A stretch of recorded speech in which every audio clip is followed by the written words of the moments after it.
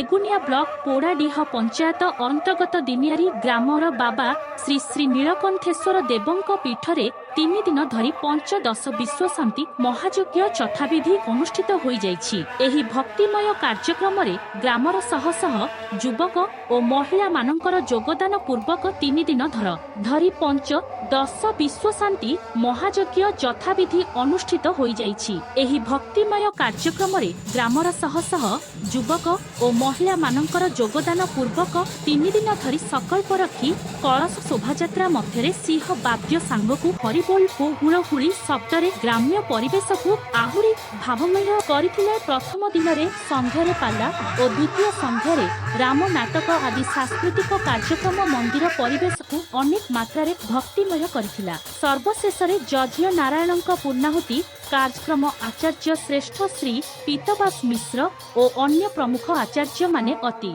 यथारीति भावरे समापन करथिले। आतशबाजी सांगकु नाम संकीर्तन रे यज्ञ मंडप प्रकंपित होइथिला। समस्त श्रद्धालु माने यज्ञ आरती ग्रहण करी विश्वर मंगल निमित्त प्रार्थना करिबा सह यज्ञ चरु सहित अन्न प्रसाद सेवन करथिले।